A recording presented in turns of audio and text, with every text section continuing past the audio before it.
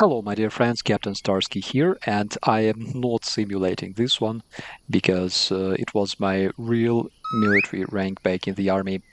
And I'm really happy to welcome you guys in the middle of Croatian nowhere.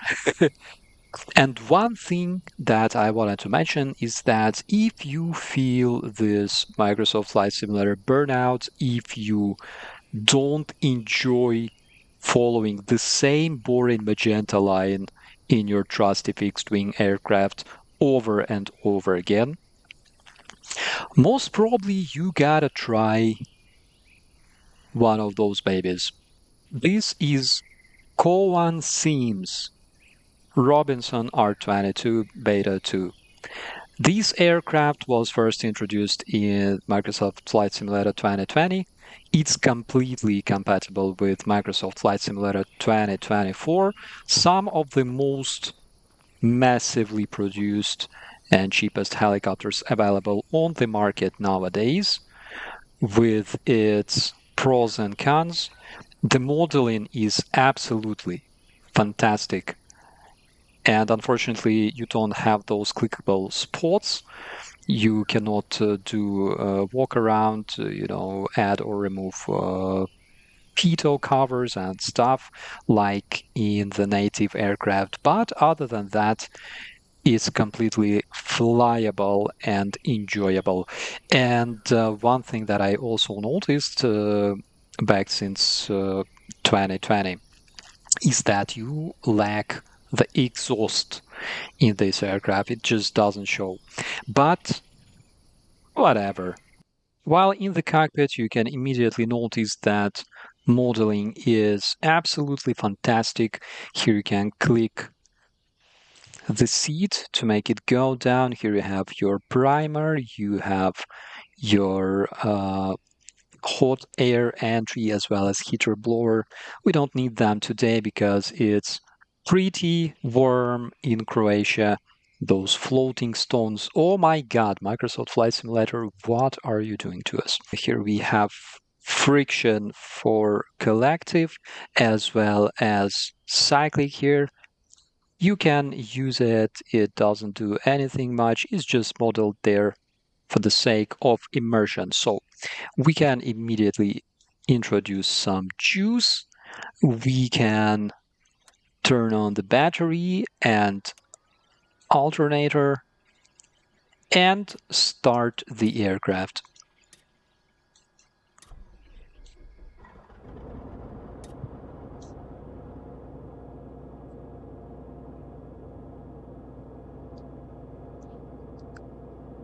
You can see that the rotor blades do like half rotation, and it's a proper thing because the aircraft has just started and it caused some vibration, causing those rotor blades to move just a bit. I think it's really, really realistic.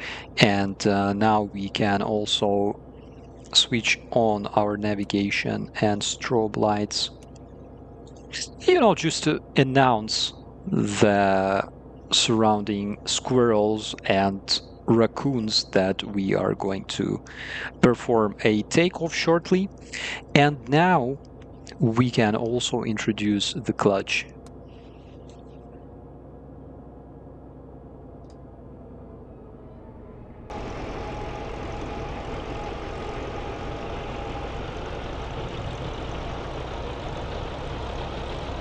As soon as the clutch is introduced, we gotta wait until the light on the annunciator panel is extinguished, so we can also turn on our governor and add just a bit of juice to increase our RPM.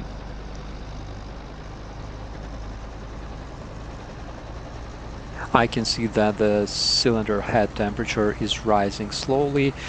We don't really need to use our carb heat again because it's 20 degrees Celsius, but we can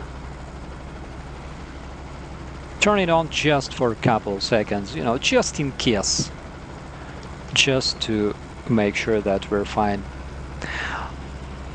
those flying stones. Only in Croatia, my friends. Today we're going to fly from this helipad in Sresor to a different helipad in Dubrova at Primoria somewhere. I think the heading is 108 as far as I remember. This aircraft is not equipped for IFR like most of the helicopters. It's a completely VFR platform.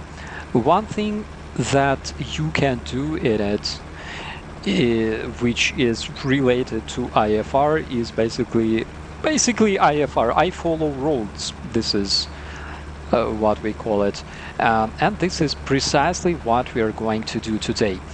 I am not really used to talk while flying this one because it's extremely touchy. Again, it has absolutely no hydraulics, which means that you have direct control over your rotor, and you also have a tiny checklist here that you can read all the procedures that you should follow in order to start or shut down this aircraft. Let's add more RPM to make sure the governor catches the rotor all right, and now we can perform our takeoff.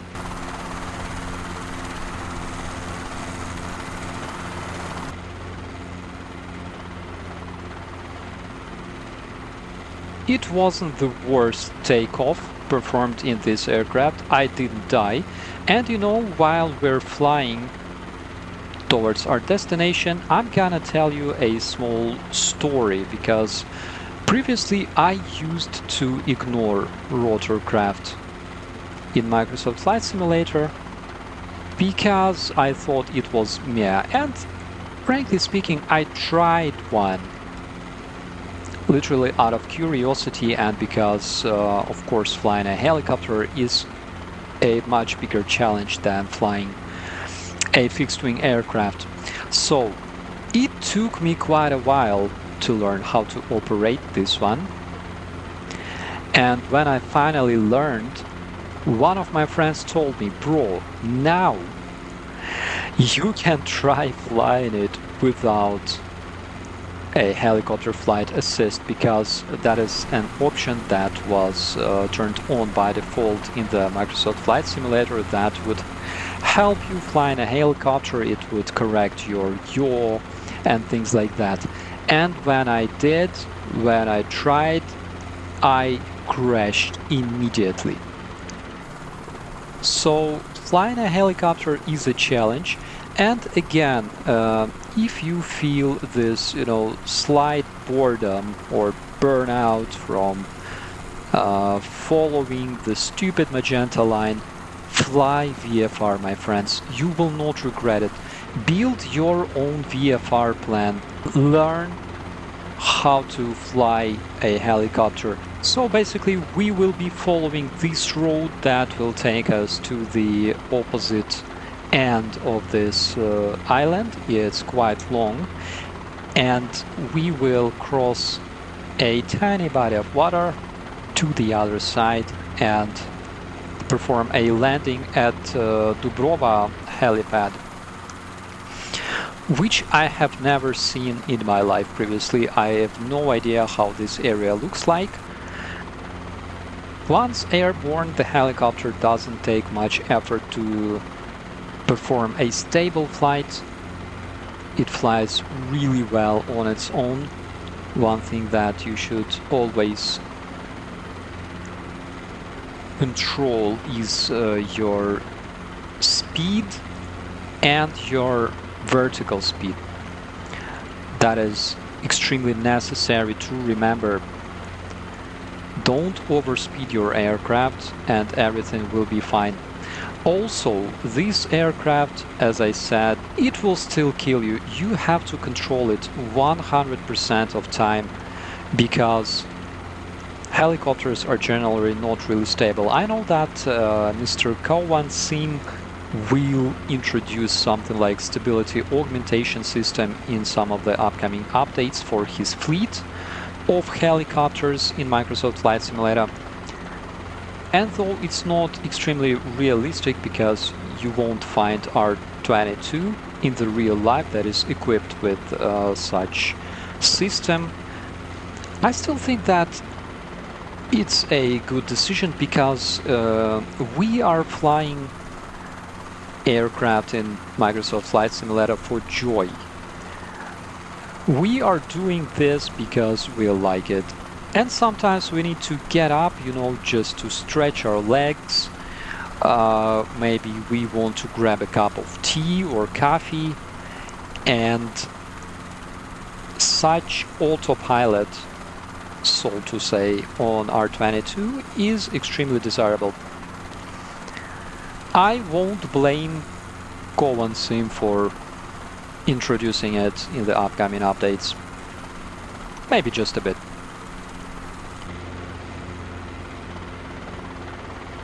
I love R22 because it's challenging, and that is one of the reasons I fly Microsoft Flight Simulator, because I enjoy complex aircraft. I enjoy challenging aircraft. And this tiny VFR platform, I completely enjoy flying it during rain in a less than VFR weather, so to say. The flight model is absolutely beautiful. It flies well. Some of the seasoned helicopter pilots on YouTube say that this aircraft flies pretty much like the real one. It's so twitchy and responsive. And of course, things like mast bumping were not really introduced here, and you don't really need them in the Microsoft Flight Simulator, I think. However, for some of the most hardcore users, that would be a desirable feature.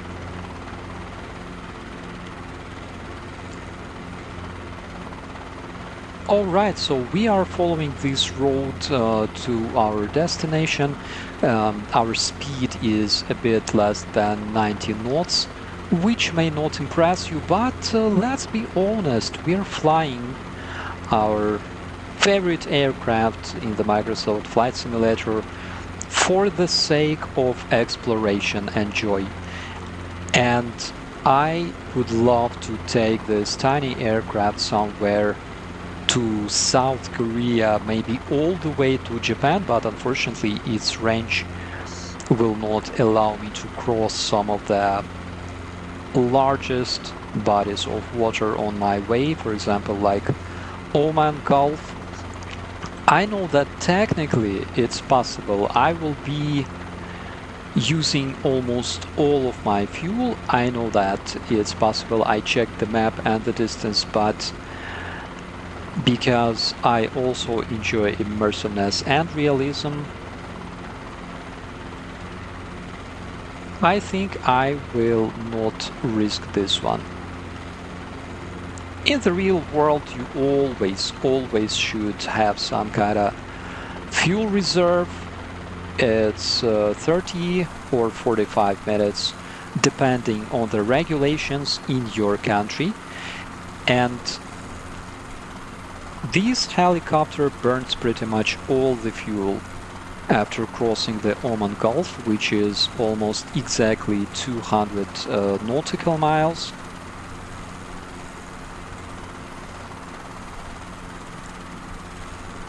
And I can tell you 100% that in the real world the pilots would not risk that on such a small aircraft.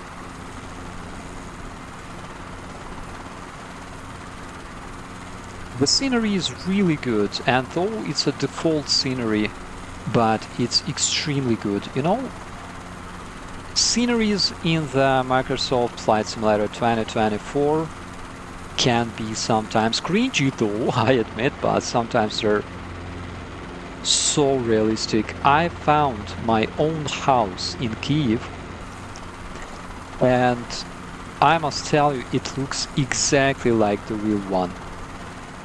Like in the real life. I even managed to find my own window and my balcony, and it looks like in the real life, 100%. if your house exists on the Bing Maps, then it will be in the game as well. Maybe not necessarily looking like your house, but it will definitely be there.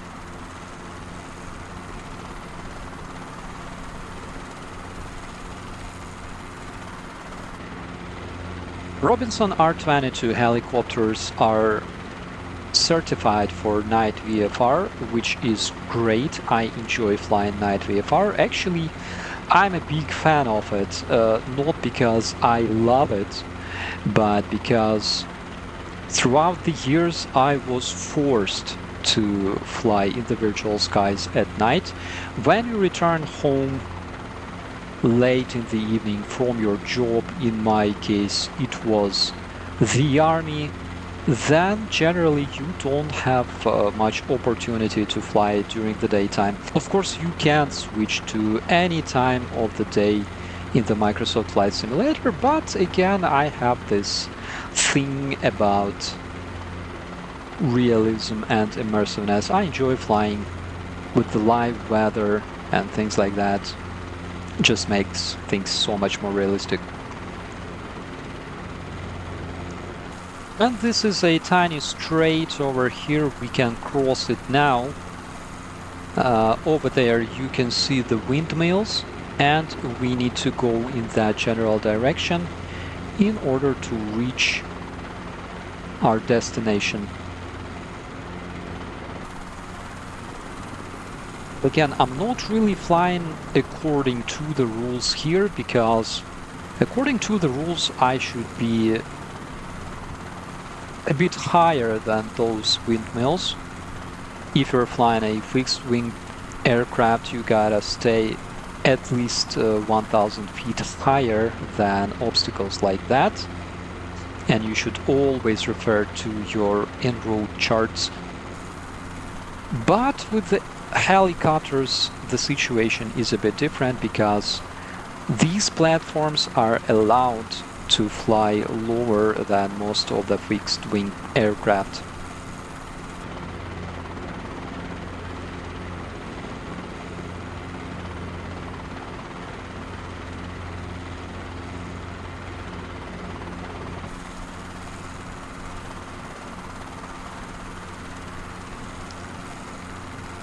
And again, my friends, flying VFR is something that will definitely save you from the MSFS burnout. If you feel bored, completely bored from flying high and fast, you gotta go low and slow. Because when you go low and slow, you can see just so much more. You can enjoy the scenery, you can refer to the map and check where exactly you are flying at this very moment. It's just so much cooler. Seriously, there is nothing more boring than, you know, looking at those blurry textures 20,000 feet below you. That is just my personal opinion, but this is something that I found extremely immersive. Flying low and slow, flying VFR, flying night VFR, flying in bad weather.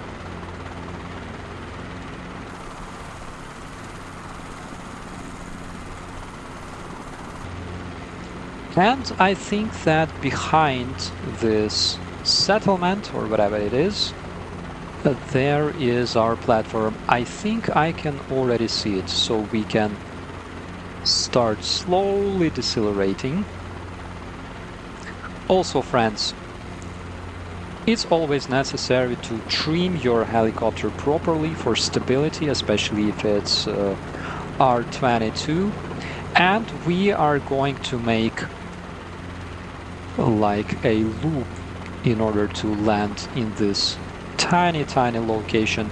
Actually, it's a challenging task, because you can see that the platform is not really even, from what I can tell.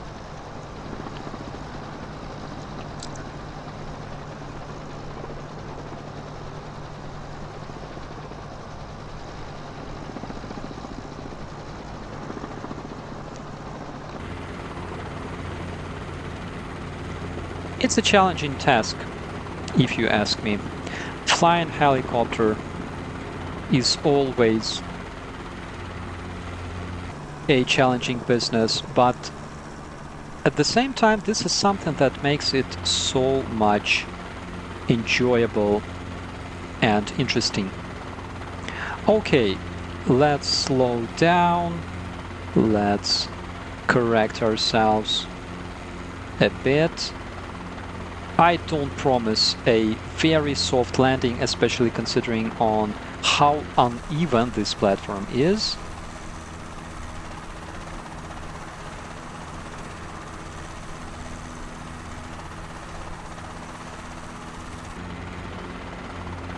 I don't even know what is the wind situation.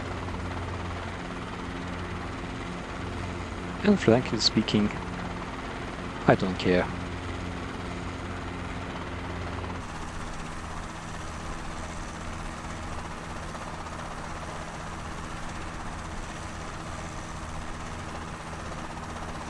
And we have a touchdown. It's not perfect. It's not the best touchdown, but it's not worse, you know. If you can walk away from landing, it was a good landing. Okay, let's increase friction here. Let's increase friction for the cyclic as well. Now we can turn up the governor and decrease our throttle. We can actually decrease it all the way down, and when those needles disconnect, that is basically when you can turn off the clutch and cut off the mixture. Let's turn off ignition, the lights, the alternator, and the battery. And basically this is how you perform a landing in Robinson R22. I love this aircraft. As soon as the rotor RPM reaches approximately 100, you can also introduce rotor brakes to make sure that your rotor blades won't kill anyone in the area. All right. It was indeed a challenging landing, my dear friends. And by the way, check out just how gorgeous this model is. Imagine how much effort was put into modeling this add-on. You can see all the systems, the engine, you can even see the clutch there inside of the aircraft. And this platform, of course, is not even, as you can tell. I really hope that they could improve it a bit, but who knows? Maybe it looks just like that in the real life. I'll probably spend some more time exploring this area, Dubrova near Primoria. In the meantime, I would like to say big thanks to everyone who watched this video. Tell me if you enjoyed this flight, because I really did. And as always, be safe, and we'll see you in the next one.